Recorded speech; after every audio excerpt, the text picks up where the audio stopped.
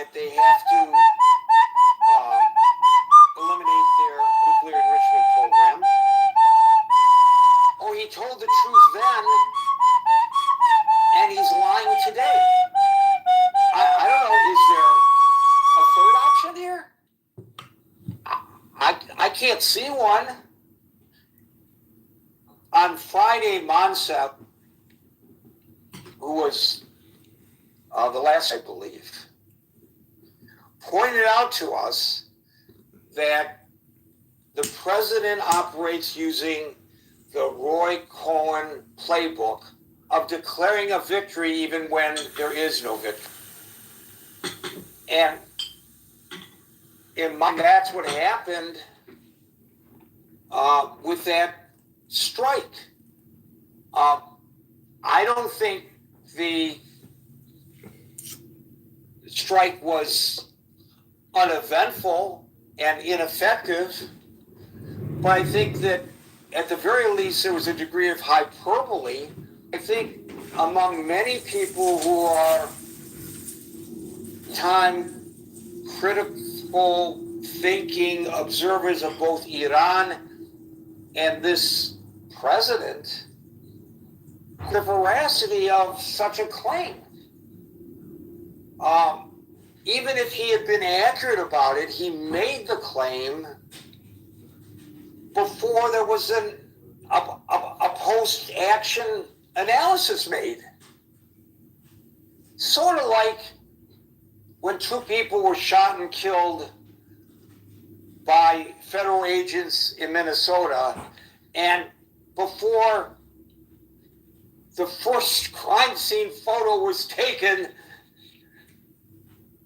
forensic experts trying to determine what happened, the first was interviewed, the administration came out with a declaration of what happened and how the agent did appropriately. And then again did it with this so-called shovel attack on an ICE agent, or several ICE agents, where a guy was shot but not killed.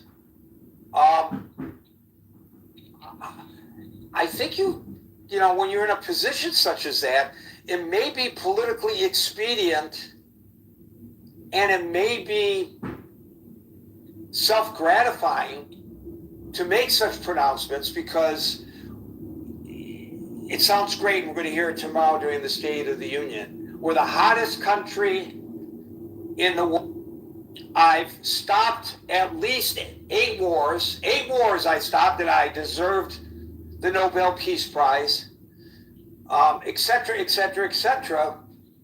Well, sometimes when such hyperbole is used, there are no serious consequences to them. But today there are. I think he either lied then or he's lying now, and of course there comes your confusion and the confusion of anybody else who has not been on the dark side of the moon and watching this with any degree of interest. Thank you, Howard. We'll now go to Scott, followed by Stan. And I accept a challenge to that observation. If I'm wrong, I would love to be corrected. Scott. Yeah, I mean, look, I think, I don't know like what exactly would be an acceptable deal, but I think on one level, right, if you look at all the world's conflicts, they boil down to, I mean, there are 2 kinds of nations in the world, right? There are liberal nations and illiberal nations. By liberal, I mean, you know, there are nations that are Republican-style governments, democracies, where they are participatory liberal democracies with free markets and, you know, what we think of as relatively open societies, and there are illiberal societies, right, which are the rest of them. And then I assume society is sort of like making a transition from one to the other, either way sometimes. Some people would think we're sliding into illiberalism. But so on one level, liberal nations don't go to war with each other, right? We had a dust up with France and England, 2 years ago? You're going to have it with the English Channel and shipping rights. Nobody thought England and France were going to go to war, right? Liberal nations don't go to war with each other. All conflicts are between 2 illiberal nations or a liberal and an illiberal nation, right?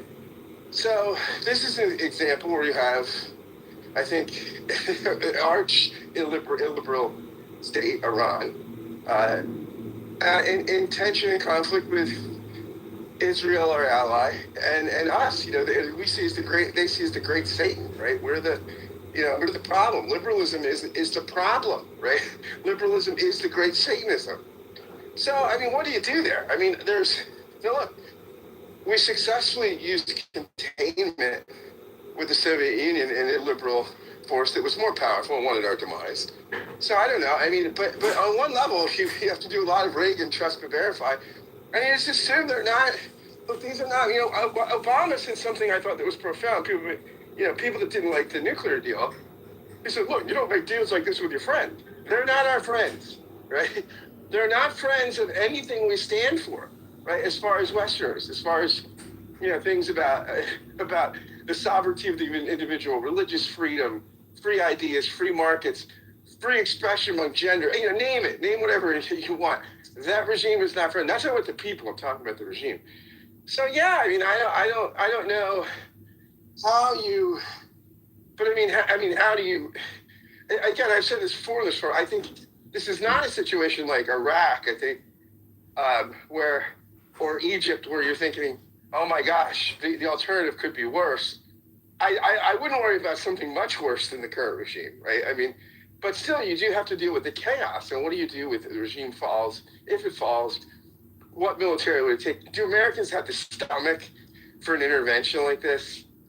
I mean, and the irony is Trump became president because of failed Middle Eastern interventionism, right? Because Bush Jr., pretty much ruined Bush family name through his sort of attempt at Middle Eastern nation building. This is why Trump came in, because he said, this kind of stuff is a bad idea. So, I don't know. I don't know. I guess all you can do is trust. But I don't know. Don't trust and verify, I guess, in this situation. Thanks, Gary. So in your mind, what could there be in such an agreement that would be palatable to the current administration? Yeah, I mean, I don't know. What are the characteristics involved, right? I mean, part of what Obama got, like we had their frozen money, right? And so they wanted access to that. We didn't give them money, like people said, that was a misconstrued what Obama did, but we had their assets frozen. We unfroze some of their assets. We didn't pay them off. We unfroze their assets. It's an incentive for them to scale back the nuclear program, to stop. But, they're going to do everything they can to get a nuclear program, a weapon, right? I mean, come on. That's just, they're going to do everything they can. So I don't know how you mitigate that stuff. I don't know. It's a great question, Gary. For better minds, but we have Wyckoff, who was a man of the world, and Jared Kushner. So, we're in great hands in that regard. He's sophisticated. Well, Kushner does get credit, a lot of the credit for the Abraham Accords. So who knows what he might be, what magic he's able to weave there in Geneva on Thursday. Stan, followed by El Normo. Sorry about that. So thank you for having this room.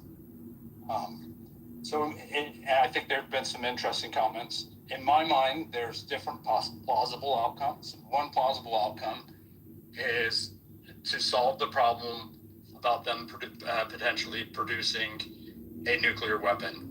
I believe that that's fully negotiable if we want to do that, because they will acquiesce and allow various means of monitoring, supervision in such a way that they can't produce a nuclear weapon. I know that there's claims that they can't be trusted, but I'm sure that at this point we could implement an agreement that would limit their capacity there, if that was the outcome we wanted. An alternate outcome is to eliminate any support of their terrorism going forward, and I shouldn't say alternate, or an additional outcome, I think that would be something that most people throughout the world would want, and that's more challenging on how you implement that. I don't want to put the framework together, but that would be a desirable outcome. An additional desirable outcome would be regime change. That would be great for the Iranian people. But I do think that the U.S. and Mossad, so let's just say 70% U.S., 30% Mossad, is responsible for 50% of the deaths right now. And we as a country should accept that the people died there because they were encouraged by our agents to do what happened. So the people that died, so the Iranian regime counteracted our attempts to get involved in to overthrowing their government by hiring foreigners or for non-Iranians to come shoot on their own people, which is awful, but we knew what we were getting into. We knew what the likely outcome was, and we did it. So we're responsible for 50% of the deaths or so. I don't know, I'm just putting a ballpark out of there. So, and when I say we, I'm clearly saying a portion is the U.S. and a portion is the Mossad, the country that supports Mossad. The further thing I want to emphasize here is part of this is a distraction. And the most important thing for us and for the rest of the world is that we put regulations around AI because it's starting to eviscerate jobs. The knowledge industry Which jobs is are a gonna different go away. topic, Stan. I know, but the reason I'm bringing it up, this serves as a distraction from not doing the right thing. Well, The every government needs to put topic serves as a distraction from another topic in the minds of somebody, and I can't recall a day that has not been articulated by someone about something, their pet issue that they feel that whatever discussion we're having detracts from what they want to discuss. So I recommend creating a room to discuss that. If we or recommending to me that I use it as a topic in the future. I'm happy to hear all such recommendations. El Normo, followed by Hermes.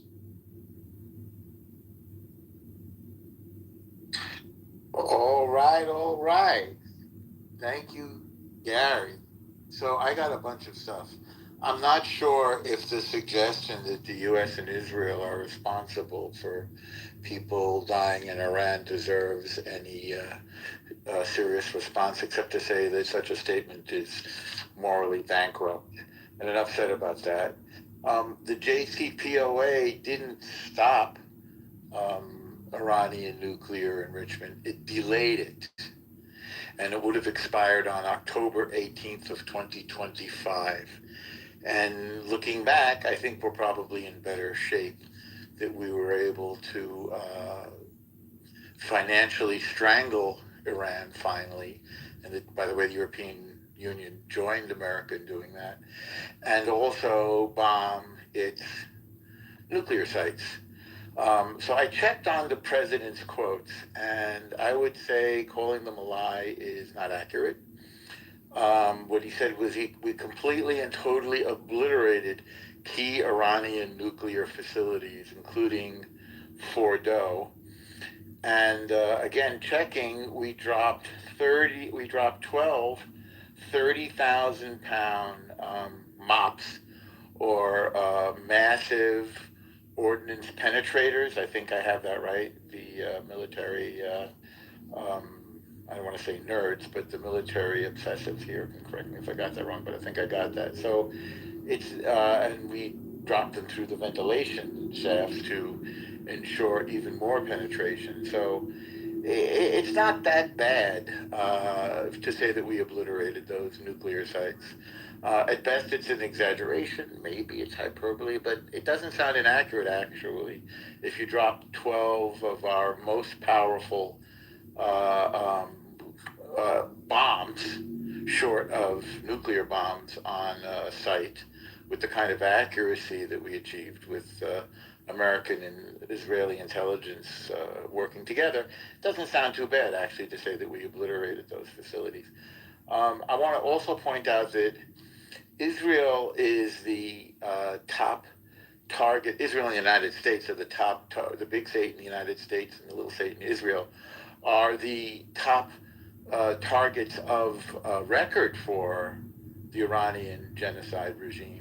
But in fact, this regime is responsible for the death of easily over 1 million Arabs, tragically. The estimate of around 350,000 in Yemen, around 650,000 in Syria, with occupying Hezbollah forces there, obviously occupying Houthi forces in Yemen, and of course the occupying Hezbollah force in Lebanon. More dead there, and then of course more dead in the 8-year war with Iraq. So in fact it's well over 1 million Sunnis and Sunni Arabs from this regime. So 1 million dead should be enough to stop any regime by a power like the United States, the world's policeman. So again, as I'm sure folks have noticed, I like to offer different and perhaps less common perspectives on stuff. Let me just see if I actually took a few notes on these things. So that's kind of, and what deal would be acceptable? Well, there's about 4 asks, and there's a few things that we could do to achieve those goals. So as I recall, the asks are obviously no more enrichment, then no more ballistic missiles, then no more foreign terror forces, and no more killing your own people. So those would be, I would think, the top 4 asks, and I don't know that we're likely to get all of them, but that would be the asks. And in addition to outright military strikes, I think we could and should turn the internet back on there, if we have a way of doing that.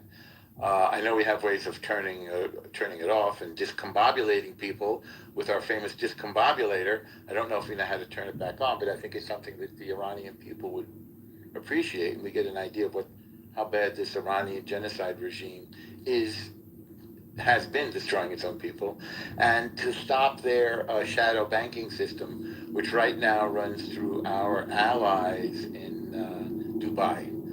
That's something that we can do. They do seem to be suffocating right now, this genocide regime. This seems to be a really apt time to strike them while they're vulnerable, while Israel has already knocked out all of their air defenses. And finally, I saw the notice yesterday, which you guys may not have gotten. I got this from the Financial Times, that they're buying 1,000 shoulder-launched anti-aircraft defense, I don't know what you want to call them, like Stinger. I don't know what the current name for them is. But anyway, shoulder-launched anti-aircraft missile launchers from Russia. I don't know how good they'll be or if they'll be effective, but it's something to be concerned about.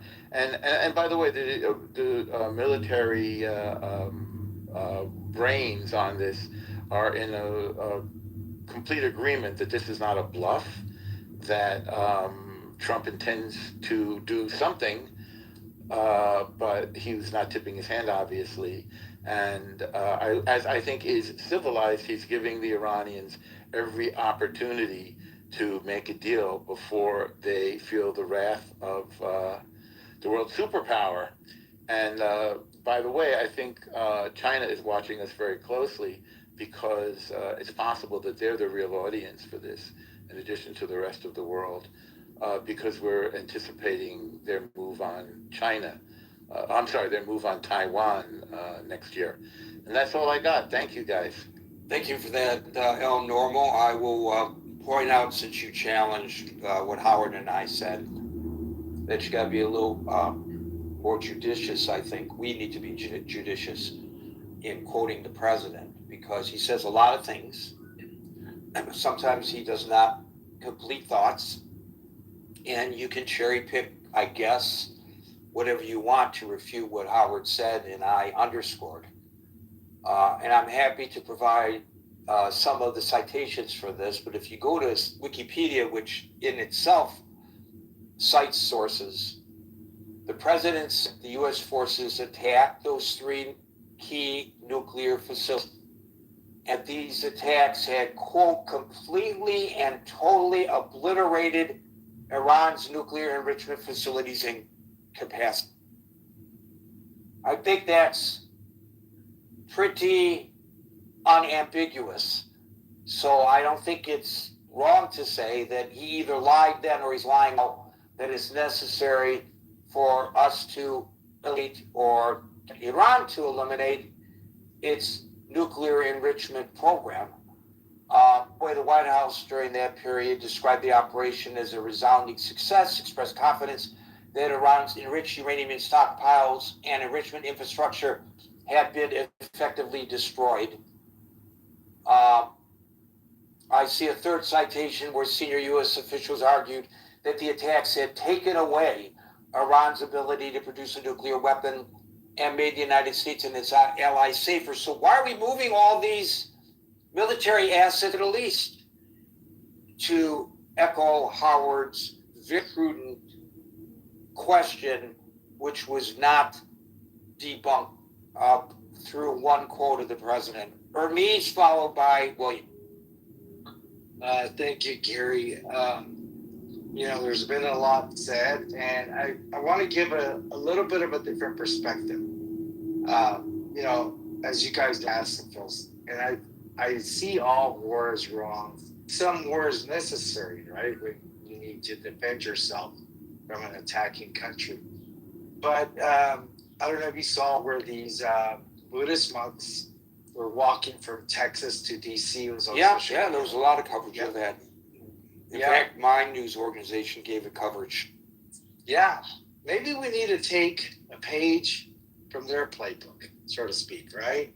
Maybe we need to at least maybe start considering the message that they were trying to spread. And what I always thought so amazing about that walk with the monks is when they would come into the towns, the people would just start bawling as soon as they would see them, right? And a psychologist, I guess, said that, well, we as humans, we identify pure good. And when we see it, in whatever form, right, we become emotional. But thank you, Gary, for the mic.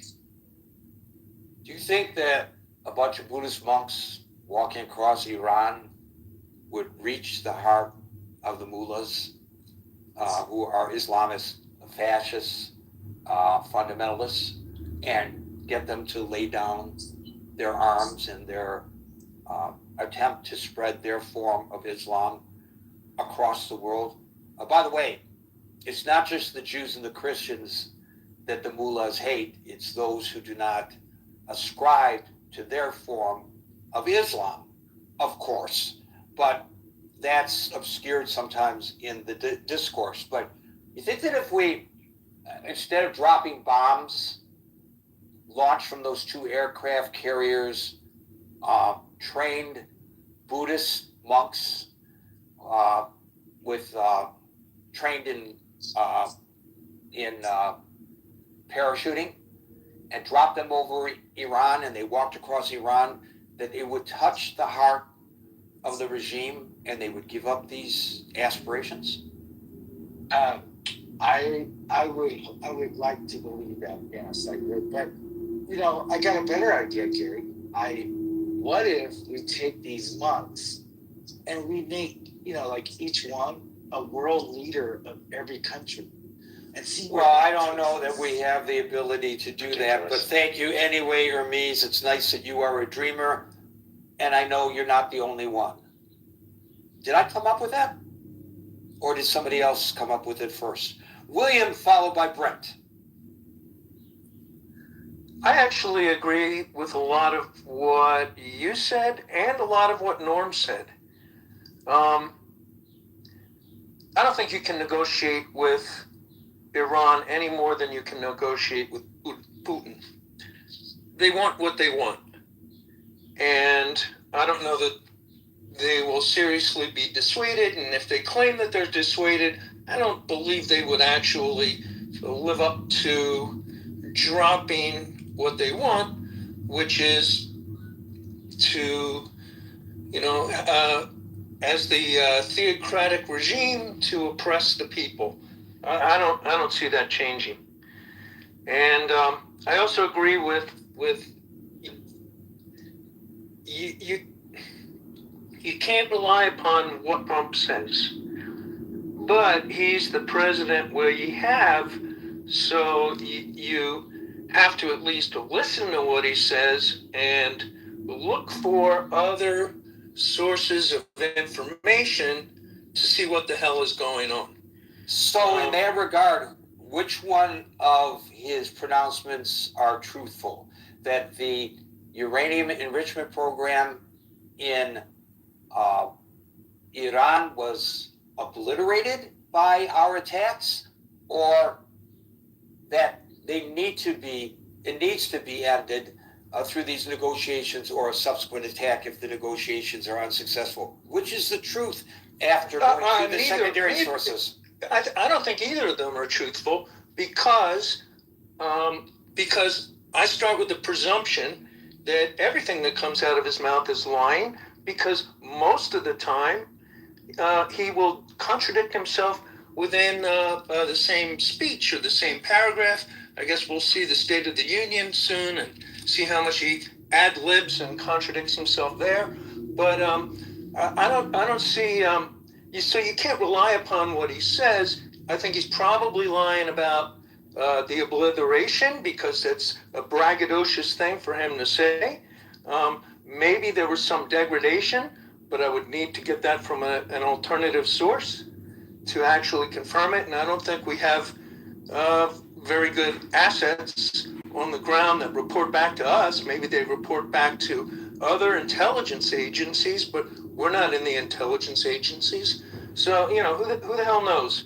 But I don't think you can rely upon what he says. I presume that he's lying or hyperbole or exaggerating, but I doubt that everything was obliterated. And I saw some other reporting that says, yeah, they still have highly enriched uranium or whatever the fissile material it is that they were working on.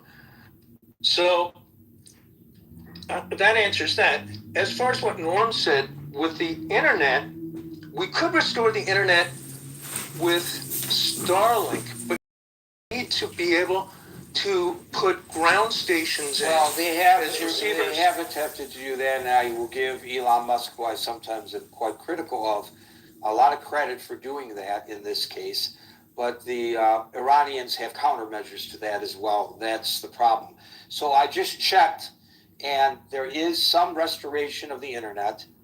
It's very sketchy, but the Iranian government, as technologically advanced as they are in these kinds of sciences or technologies, so too are the people, and they are using VPNs extensively to get their messages out. And that's why we've been seeing recently video that purports to be major clashes on university campuses. And I think that's about the best we can anticipate restoring at this particular point, William.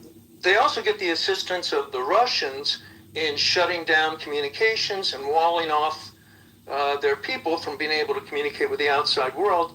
The Russians are good at this, and North Korea is good at this, and that's, so another one of their potential or actual allies. And as far as the air defenses, I saw a report, I don't know if it's true, but there's I believe it is, from the photographs I saw, but it's hard to tell, that China is actually assisting with air defenses, that they have some sort of research vessel parked in the Persian Gulf, and that they are able to track and feed information that would supplement whatever air defenses they have intact. I don't know if Israel 100% and I don't know if they were able to replenish those. I think they were using Russian S-300s, S to track what was going on, but I don't know. I don't know how many they have left or what they have left. But I think they are getting an assist from China. Well, somebody called some of these countries the axis of evil, and that somebody may have been right. Thank you, William. We'll go to Brent, followed by Vendetta. So, a lot of policy choices, especially foreign policy, are about choices. You know, the JCPOA didn't deal with a lot of issues outside the nuclear program, but what it did was it did restrict enrichment to 3.67%. You know, it did cap the amount of tons of enrichment behavior or enriched material at a lower rate to 300 to 300 kilograms. You know, you're now at thousands of kilograms of 20 and 60% enriched uranium. And it did allow the IAEA to do consistent monitoring and go into the Iranian state and get their best assessment of it. Now, the other thing it did was it created a diplomatic framework so you could work jointly if the group of countries, Germany, UK, France, China, and Russia kind of jointly agreed that the Iranians were in violation of the agreement. We unilaterally left, and we said that we're, under the first Trump administration, we're going to do a maximum pressure, and then under this administration, we opted for military strikes. The problem with the military strikes has always been you have a crap ton of enriched uranium already in Iran, and the only way to really go in on the ground and search the country and get rid of it. There's really no other way around it. Uranium enrichment, if you look at it from a technical standpoint, really the hardest part of uranium enrichment is going from essentially uranium ore to the kind of the first enrichment levels. Like when you get to 20%, especially when you get to 60%, you're very close to just being able to hit the gas pedal, make it to 90%, and get weapons grade material. So I think at the end of the day, that this sort of leaving a diplomatic solution and leaving a cooperative framework with our partners is showing itself, or now is showing itself, the downside of doing that. We are essentially alone besides Israel in the world in dealing with this problem. The Iranian state is closer than ever to a nuclear weapon than it's ever been in its history. And they're backed into a corner, and it's a really scary place for the world, and it's really a scary place for the Middle East. So I'll leave it there. Brett, there are a lot of people who are, thank you for that, very critical of the JCPOA. I was exchanging messages today with somebody who, I'll tell you who it was Avi Perry, who wanted to come here today and couldn't. And, he's kind of like our resident expert when he's available when it comes to the Middle East and Israel and Iran. And I opined that perhaps the Obama administration was more pragmatic in recognizing that if military activity, I wrote this as well, by the way, in the chat over the weekend, if military activity is off the table,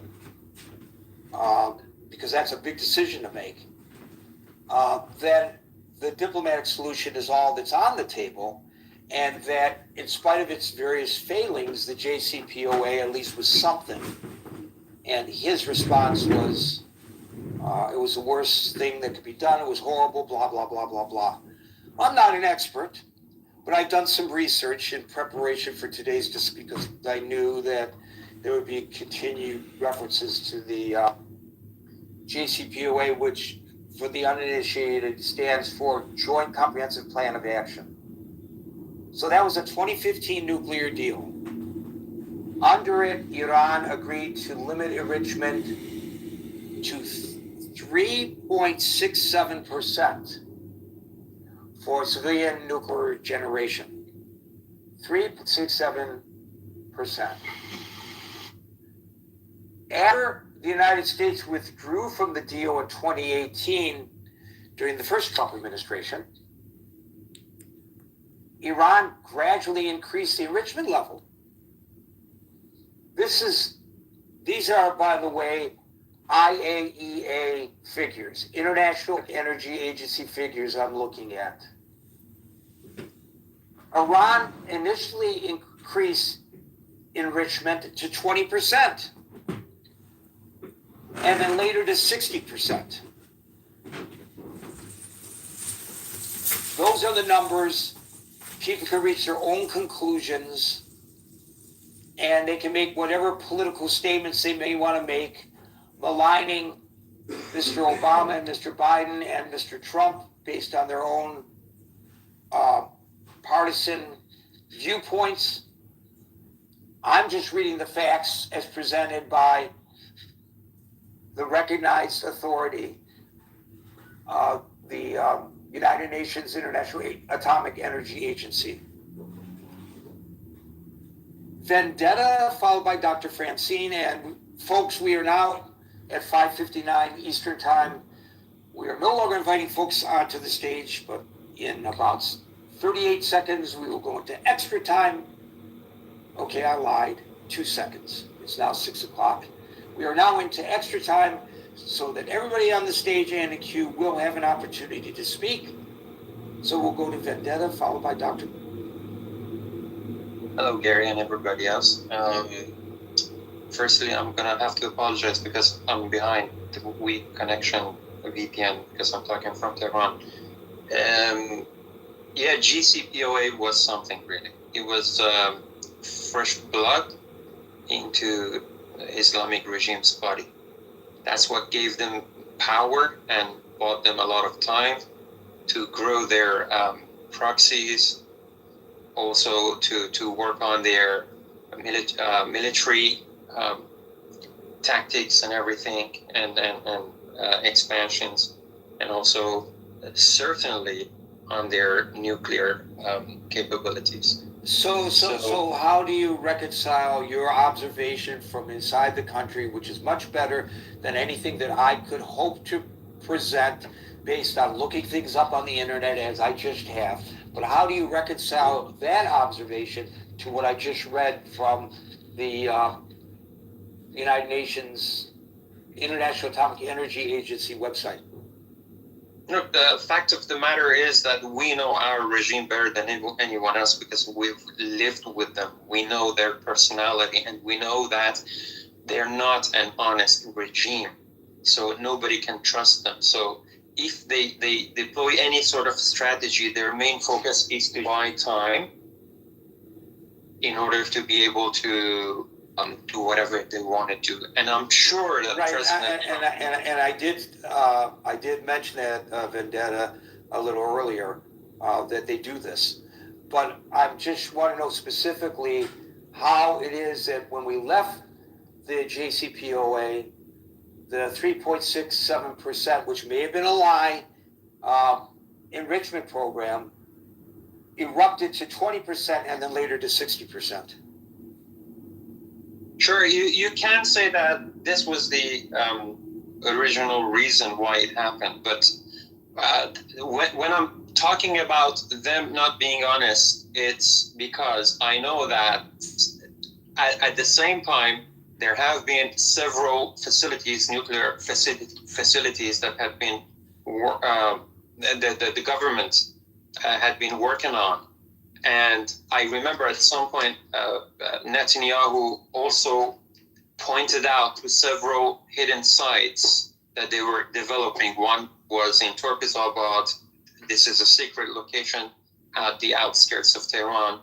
And this was one of the sites that they were able to discover through stealing several hundred of thousand documents from inside the country. So this tells us that this regime is always capable to rebuild whatever they have, because the knowledge is already there. So they just need time and resources to rebuild what they were working on, which is their original goal. And that's basically through their ideology, because they need power.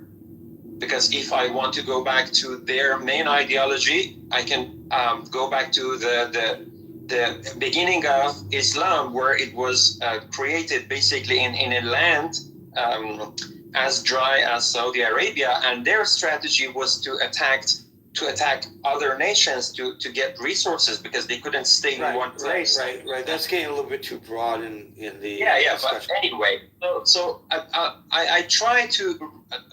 I'm trying to say that whatever they have in mind as their ideology roots back at something very historical, and this is the fact that agreed, in the beginning of... Agreed, that's a fair point. Sure. You say Trump is basically has been honest about one thing when he said they completely annihilated their Iranian nuclear program at one point, and then he said that we have to destroy that, or we have to get to some sort of agreement in order to limit that.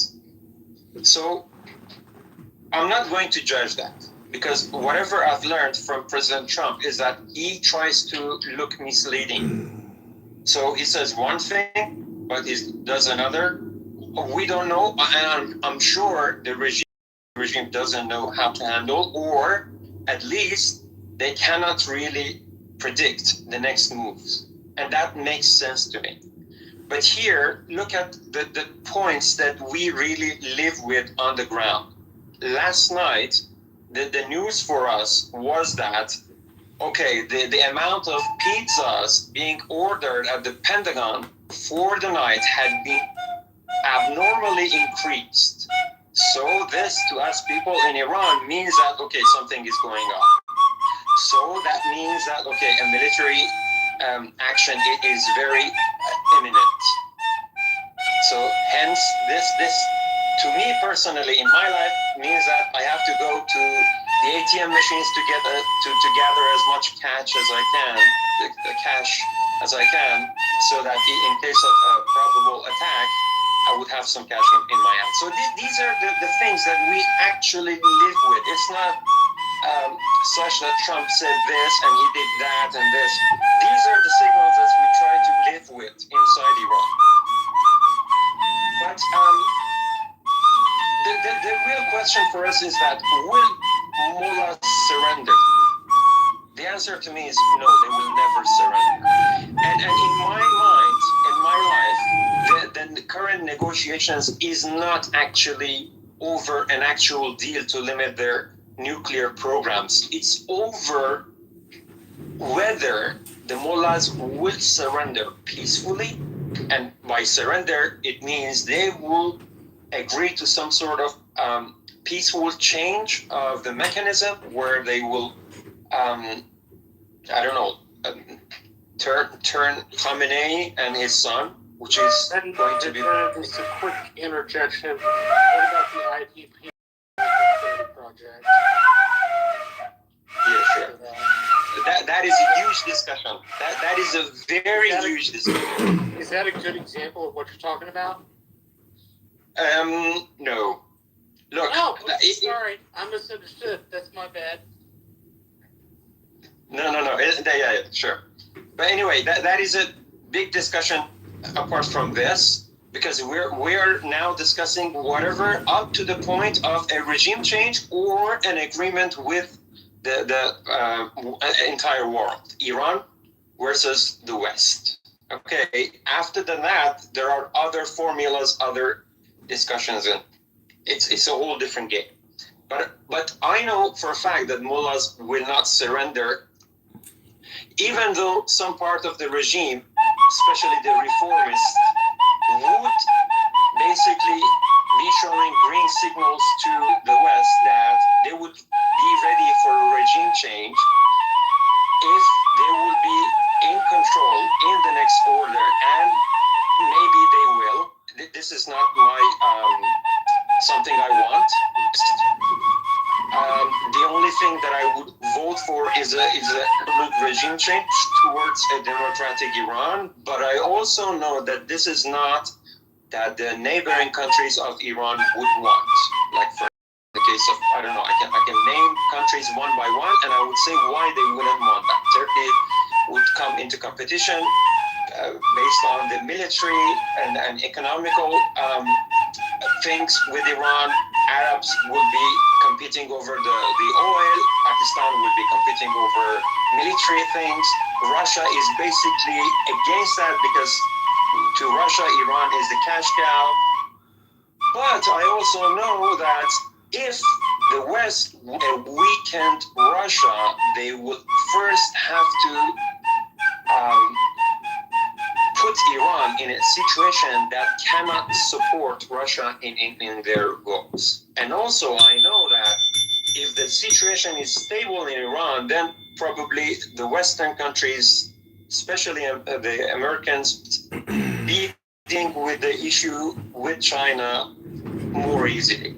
So that's, I would say, even if there will be an agreement, it's a long-term plan to weaken the mullahs, but I also know that this is a strategy that has been tested over time, and we know that mullahs also, from the other hand, are looking for more time to, I don't know, reform their own and regather their strength and do whatever they have been doing so far, and there will not be a change in their strategy. And I will quote Mark Levin, whose post President Trump reposted in his Truth social account, and he said that there is no better time for the West to get over the situation in Iran.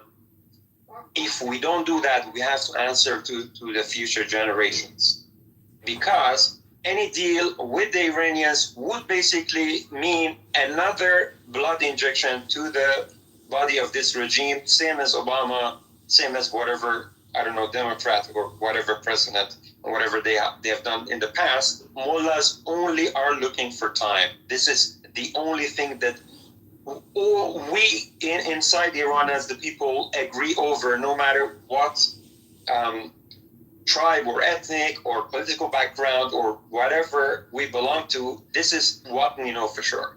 And that's why at the moment, all the people in Iran, this might sound very odd to you, but everybody who's against the government, which I think in my mind is 90%, maybe more than 90% of the people, and also part of the system who are the reformists, they want this current system gone.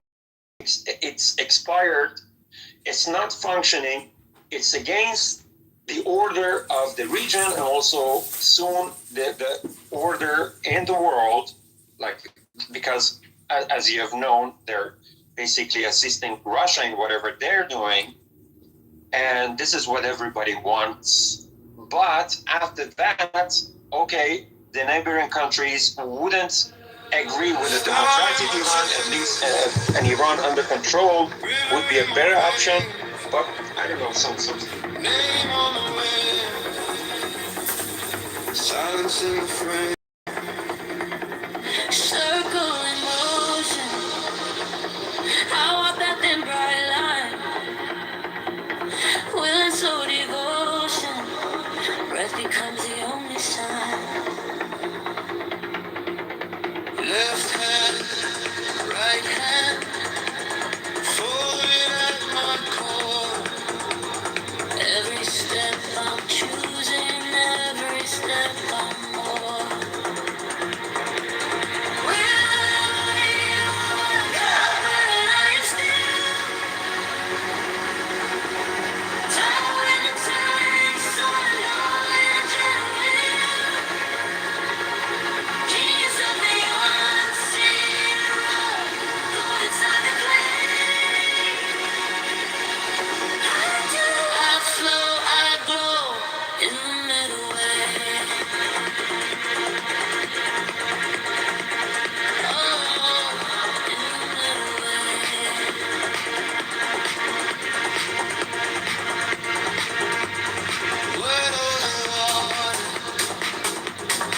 stuck inside the rain, water in the chaos, honey in the pain. Question on the altar, answer in the air. I fall into the sand, find you everywhere.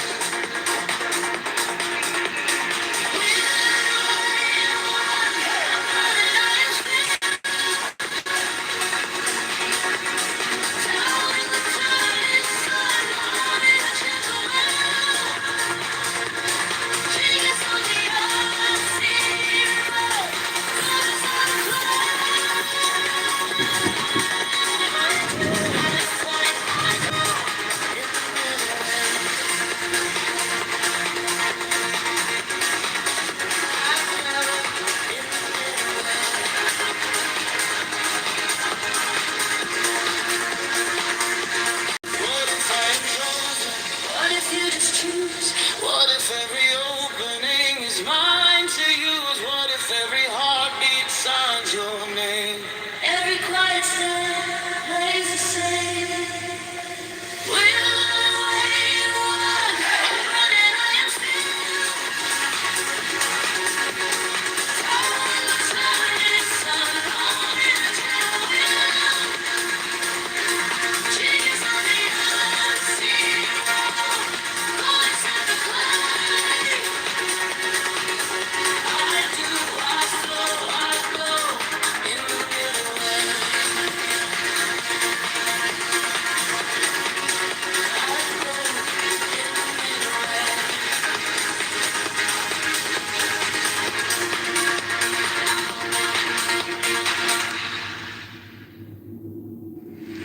Star in my tail,